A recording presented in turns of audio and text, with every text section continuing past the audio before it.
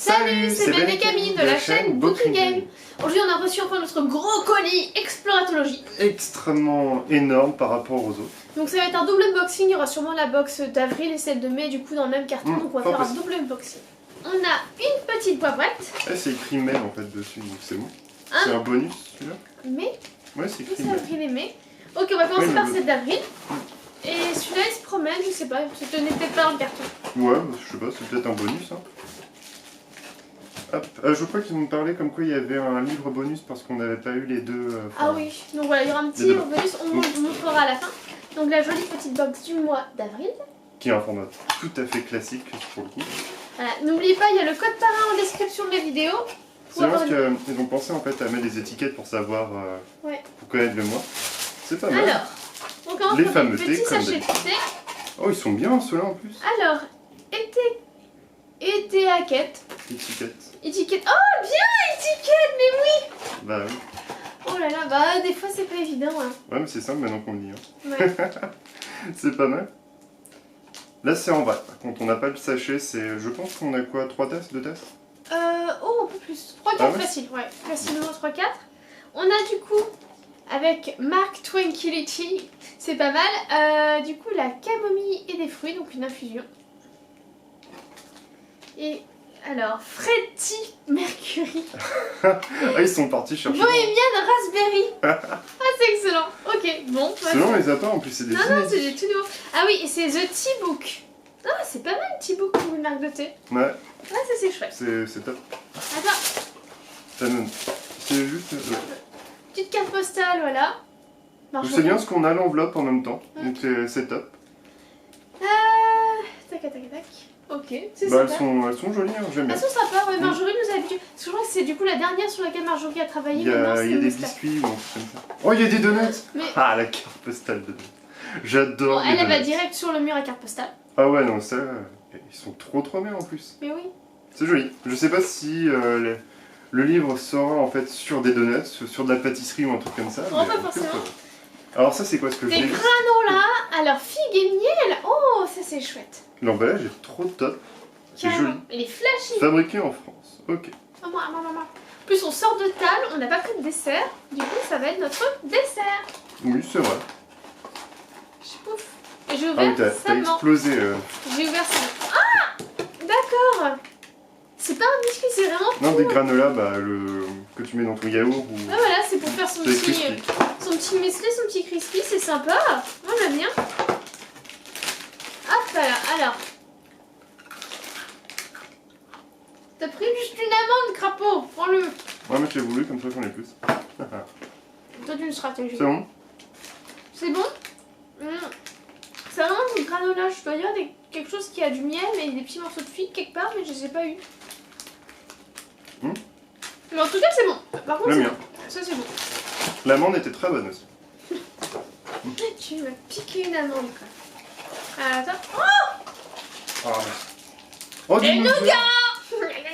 On en a qu'un du coup. Ah ouais? Ah non, moi je mange tout mon nougat. Tu prends ton nougat, s'il y a 2 nougats, pour les photos, Benjamin. Ok. J'adore le nougat. Ouais, c'est pas mal. À la pistache aussi, c'est très bon. Oui, tout le monde. En même temps, il fait vachement chaud, il fait 27 degrés. Il est bon.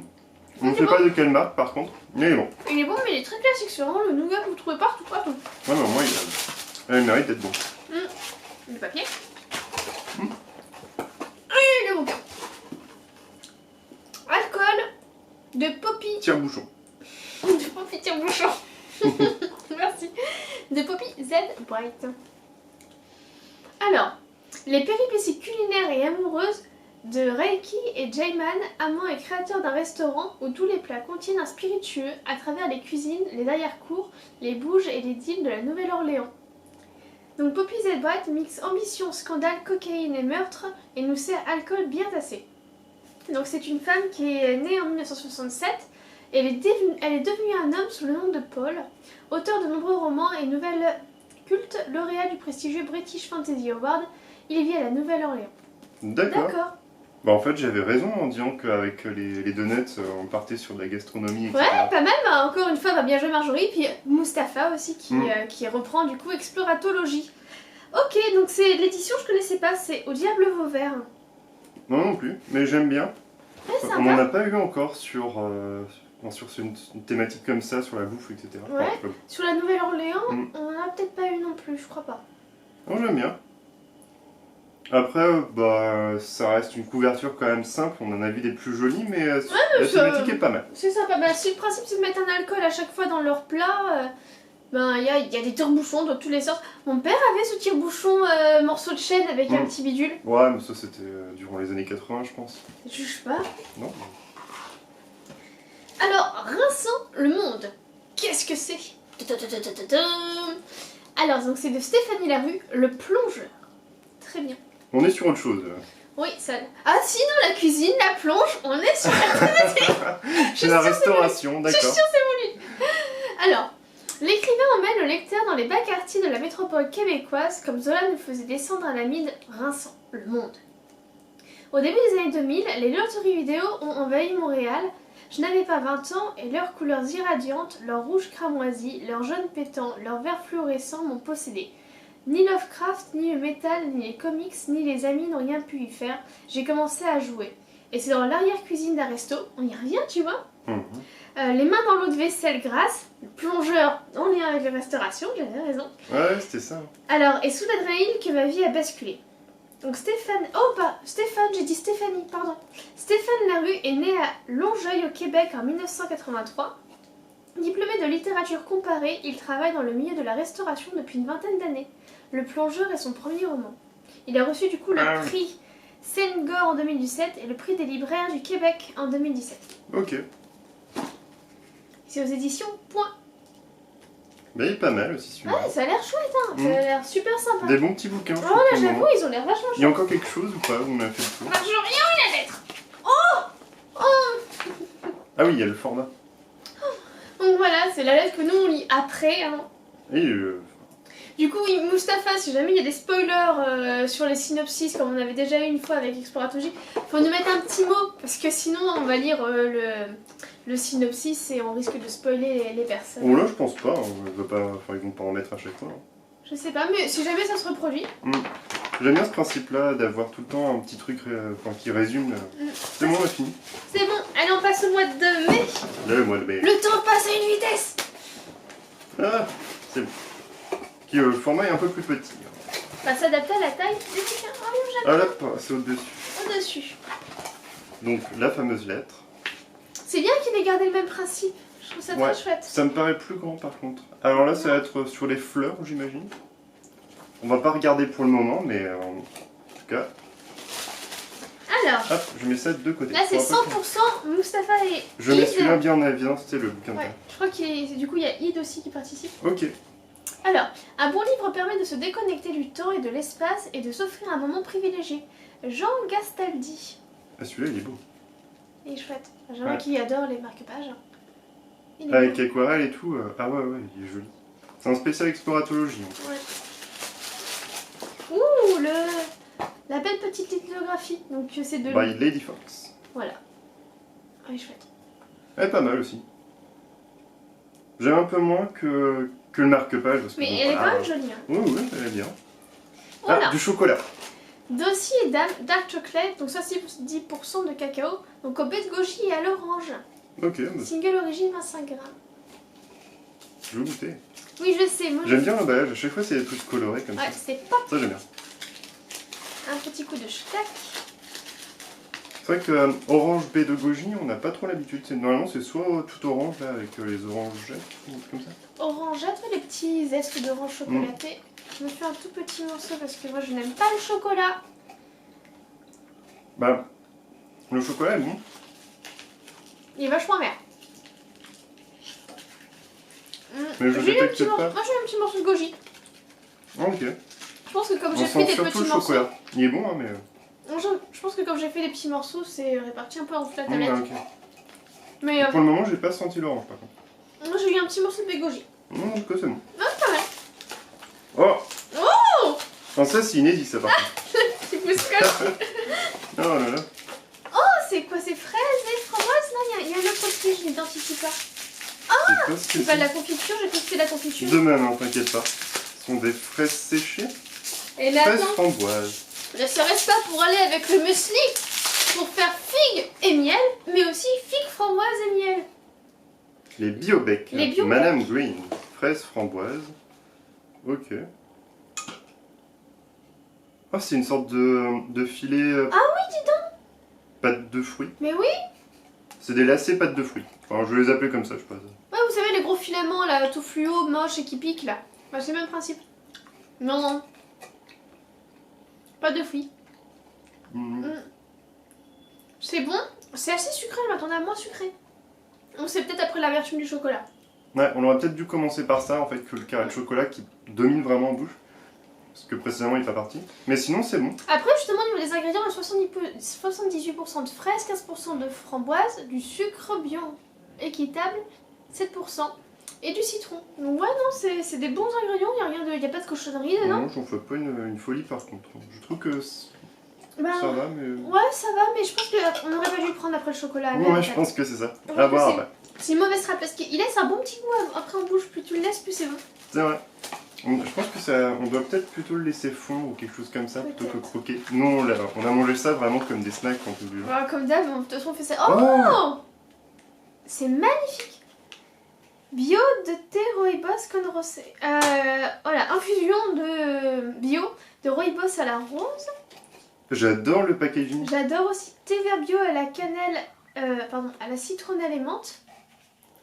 Et toi t'as quoi? Bio hibiscus, feuilles de mûrier, bio betterave rouge, baie de sureau, concentré de jus de goji et baie de goji. Ils aiment le goji, j'imagine. Tout sur le goji. Ah, c'est vachement chouette. Je connaissais pas ce J'aime beaucoup. côté-là. Ça fait chapeau pour se protéger, ça fait petit. Ou pyramide. C'est une Non, j'aime pyramide. bien. Ah, j'aime beaucoup. Je connaissais pas. On a des trucs inédits aussi. Ouais. Là, c'est 100% du coup. Mustapha. Ok. Alors, au niveau du bouquin, on est sur Le bout du monde, nos plus belles années, de Edith Treffet, aux éditions Parole, collection Main de femme. Le bout du monde, c'est le nom du village perdu dans lequel Suzanne est nommée institutrice le 1er octobre 1943. C'est son premier poste, elle a 20 ans. Au cœur de la montagne savoyarde et au cours d'une seule année, elle rencontre la solitude, l'amour, son métier et l'amitié, l'appel du corps et de l'homme, la résistance à l'occupant, et la jalousie, la haine et la mort. Charmant. C'est dit, ça finit pas bien, attention. Comme ses deux amis d'enfance de l'école normale, ce bout de monde sera aussi celui du bout des rêves d'une jeunesse qui a fait subitement partie du passé, un passé dont celles qui ont vécu vont avoir besoin... excuse-moi, j'arrive pas à lire. En fait, j'ai du mal à lire un peu. Un passé dont celles qui ont survécu vont avoir besoin pour vivre. Je suis très vieille, j'ai 22 ans, Hélène en a 23, Jo reste jeune, mais elle est morte. Sympa. Nous qui vivons n'avons plus que l'avenir, un avenir qui a perdu son immensité. Derrière nous déjà, nos plus belles années. Ok. C'est joie. Attends, du coup pour l'auteur, alors donc elle est née à Chambéry en 1923. Sa carrière d'institutrice démarre dans un petit village de montagne à 10 km d'Albertville. Cette situation sera l'origine du roman Le bout du monde. Ses deux passions, transmettre et écrire, nous laisse une vie d'institutrice et de nombreux écrits accumulés jusqu'à sa mort en 2008. Sont parus dans la même collection Lit54 et Ma mère. Ok, bah ça peut être plutôt intéressant en vrai, ça a l'air d'être un bon roman. C'est pas un feel good, ça a pas l'air. Non. Mais ça, en vrai, ça a l'air d'être un très bon roman, en plus autobiographique, ça c'est cool. J'aime bien en fait les livres comme ça où sans papier dessin. canson, ouais. Je trouve ça rigolo. C'est le Castor Astral qui fait aussi des couvertures en papier cartonné. Puis avec en dessin en fait au crayon gris, le dessin d'une main, là, je trouve que c'est pas mal. C'est assez joli quand même. Le livre est beau, l'histoire a l'air vraiment bien. Il y a des photos en plus à l'intérieur. Ah ouais D'elle, je pense. Edith en haut à gauche et ses camarades de l'école normale. Hop, on va vous montrer. C'est pas mal, c'est illustré et tout. Ouais, non, ça a l'air très très bien. Et le dernier. Là, nous avons... alors là, c'est quoi? C'est le concombre masqué. Tout à fait différent. Les groseilles de novembre, d'Androus Kivirak. C'est un nom différent. Je vais peut-être écorcher, je suis désolé. Oh, on l'a sûrement écorché. Hein. Et c'est l'édition Le Tripode. Ça, on a déjà eu. On avait déjà eu Le Tripode. J'aime bien le dessin, franchement. Il est bizarre, on dirait une aubergine, tonneau, monstre d'Halloween, épouvantail, je ne sais pas. C'est un peu de tout. C'est un peu tout, ouais. Alors, Ah, c'est estonien du coup. Considéré en Estonie comme le meilleur roman d'Andrus Kivirak, Les Groseilles de Novembre nous plonge dans la vie quotidienne d'un village où tout pourrait sembler normal, où très vite plus rien ne l'est. Les seigneurs sont dupés par leurs serfs, les démons maraudent, des vaches magiques pèsent dans les rivages, les morts reviennent, le diable tient ses comptes, une sorcière prépare ses filtres dans la forêt et, quotidiennement, les jeux de l'amour et du désir mènent la danse. Un monde truculent, à la façon de Jérôme Bosch, selon Sophie Puja Transfuge, Les Groseilles de Novembre poursuit et amplifie l'univers de l'homme qui savait la langue des serpents tout en esquissant un pas de côté. Guillaume Contré, le matricule des gens. Ok, il est intriguant pour le coup. Ouais, ah oui, j'avoue, il est... Ce que j'aime bien, c'est différent du coup de la pâte de Marjorie. Ouais. Après ça fait assez Marjorie. Hein. Ça fait assez Marjorie quand même. C'est vrai. Mais celui-là, je pense que je vais commencer par celui-là, ce qui m'intrigue vraiment beaucoup. Il a l'air un peu perché en fait. Alors peut-être je me trompe. Peut-être qu'il y aura à l'intérieur sera plutôt classique, je ne sais pas. Il y a des vases magiques, il y a des démons. Mais je pense que celui-ci, je l'aurais acheté quand même en librairie parce que la couverture... La couverture, elle est tape à l'œil. Mais Tripod, ils ont toujours des designs assez particuliers quand même. Ouais. Et je pense qu'il doit... Ça va être pas mal pour offrir ça pour Halloween ou dans cette période... Ouais, en plus novembre, ça fait Halloween, c'est 31 octobre, c'est juste avant. Ouais. Non, c'est un bon choix. Celui-là, je pense que... Ouais. En tout cas, les deux box sont très sympas, complètement différentes en termes d'atmosphère. C'est vrai. Mais très très sympas. Elles ont l'air vraiment intéressantes, comme d'hab avec Explo. Bah, elles ont leur personnalité. Une est plus tournée sur la gastronomie. Ah oui, clairement, elle a l'air assez rigolote, je trouve. Puis j'ai bien aimé en fait le format des sachets de thé pyramide. Ouais, alors je ne sais pas. Vachement Et attends, on allait encore oublier heureusement le livre bonus entre guillemets. Oui. Oh, heureusement que tu es là, Benjamin. Que ferons-nous sans toi? Bah, on n'aurait pas vu le livre bonus. Je me souviens d'une fois, on avait oublié une carte postale dans une box. Oups. Oui, c'était un peu violent là. Alors, qu'est-ce que c'est? C'est bleu déjà. Oh, ils ont mis une toute petite lettre aussi pour ça, bah dites donc. Hop là. Ajoutons un livre bonus. Okay. Je la lis ou... Alors, j'ai découvert la littérature sud-américaine avec Joan Rulfo. Réalisme et fantômes qui m'ont ensorcelé. J'ai trouvé cette même sensation envoûtante lorsque j'ai débuté Bernarda Soledad, Tigresse du Sertão. Ce roman est un exemple du mouvement armorial brésilien qui, au-delà du régionalisme, prône l'insertion de la magie et une véritable mythification du nord-est brésilien et de toutes ses sources culturelles africaines, autochtones et ibériques.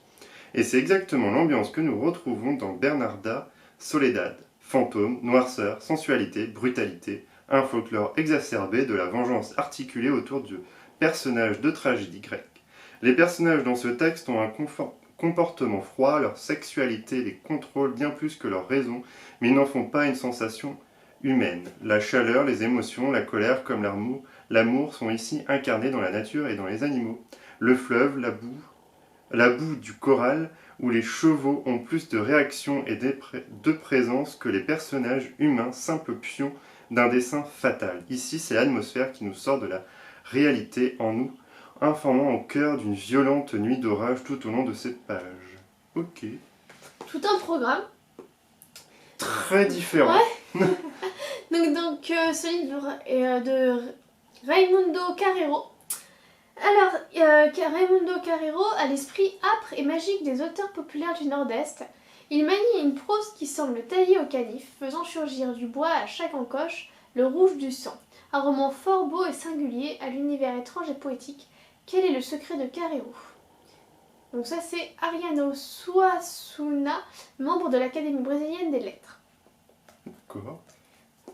Le dessin est très bien. C'est quelqu'un qui maintient un cheval. Ouais. C'est un cheval qui cadre et puis il le maintient. Et d'ailleurs, ce sont des bateaux, non? Je sais pas trop ce que c'est. Il est très intéressant. Ça a l'air bien aussi. Je regarde, on dirait qu'il y a des illustrations. Ah oui, non, il y a juste... C'est une illustration. Une tempête. C'est abstrait, mais c'est une illustration. C'est original. C'est original, ouais, clairement. Mais je sais pas pourquoi.